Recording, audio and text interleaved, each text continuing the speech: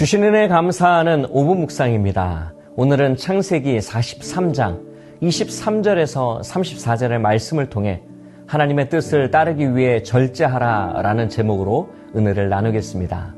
감정은 하나님의 선물이지만 그 감정을 하나님의 뜻에 맞게 절제하며 사용하는 것도 중요합니다. 오늘 본문을 보면 요셉은 형제들과 다시 만나는 감격적인 순간을 맞이하게 됩니다. 그럼에도 자신의 정체를 드러내지 않고요, 감정을 절제하는 모습을 볼 수 있습니다.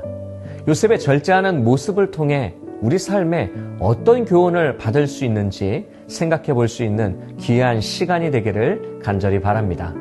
내용 관찰 첫 번째 질문입니다. 요셉을 만난 형제들은 어떻게 행동합니까?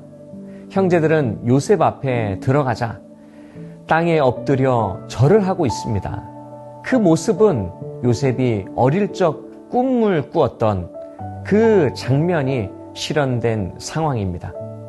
곡식단이 자신에게 절하는 그 꿈이 성취된 것이죠. 요셉이 안부를 묻자 형들은 주의 종 우리 아버지가 평안하고 지금까지 생존하였나이다 라고 정중히 대답하며 다시 엎드려 절합니다. 형제들의 모습은 이전과 전혀 다른 상황이 되었습니다. 동생을 시기하고 싹을 잘라버렸던 위치가 아닌 가장 낮아진 자세로 요셉 앞에 서게 되었습니다. 두 번째 질문입니다.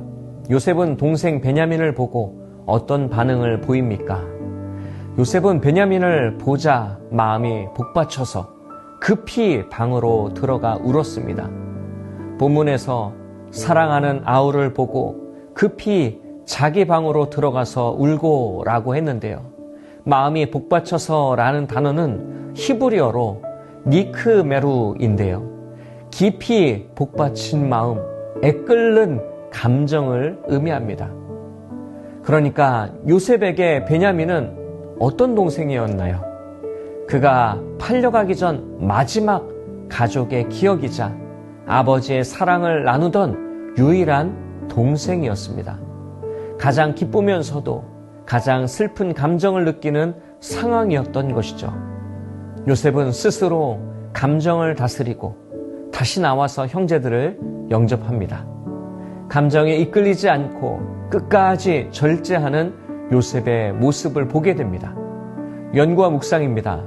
요셉은 왜 자신이 요셉임을 드러내지 않고 복받치는 감정을 끝까지 숨깁니까?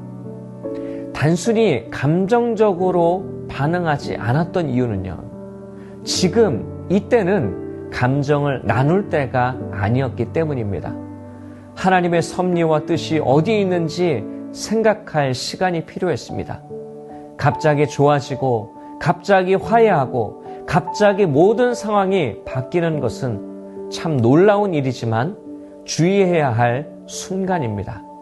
그럴 때는 시간이 필요하죠. 주의 뜻은 기다릴수록 더 확실해지기 때문입니다. 요셉은 자신을 조심스럽게 조금씩 보여주고 있습니다. 이것이 바로 영적 절제의 능력이죠.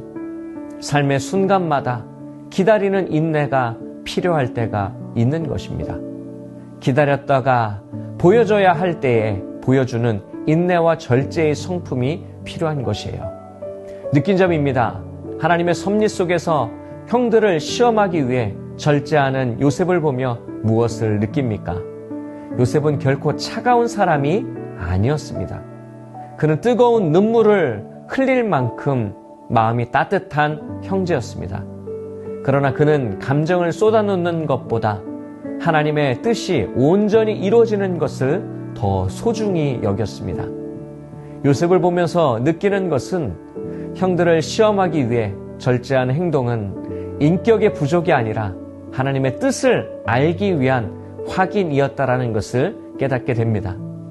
신앙생활에서 감정적인 선택을 할 때가 있죠. 그러나 감정은 신앙보다 앞서서는 안 됩니다. 말하고 싶을 때 침묵하고 드러내고 싶을 때 절제하는 그 자리에 하나님의 뜻이 이루어지게 됩니다.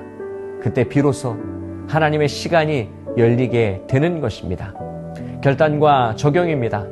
하나님의 뜻을 따르기 위해 개인적인 감정을 절제했던 경험이 있다면 언제입니까? 내 생각과 말보다 하나님의 뜻을 기억하며 살기 위해 무엇을 절제하겠습니까? 신앙생활을 하다 보면 말하고 싶은 충동을 억눌러야 할 때가 있습니다. 억울한 감정을 똑바로 표현하고 싶지만 내려놓고 참아야 할 때가 있죠. 왜 말을 못하나 라는 자책이 내 안에 소리치지만 잠잠히 감정을 절제해야 할 때가 있습니다. 그렇게 인내해 보면 나중에 깨닫게 됩니다. 절제하고 인내했던 나를 위해 하나님께서 내 편이 되어주셨다는 것을 깨닫게 된다라는 말이죠.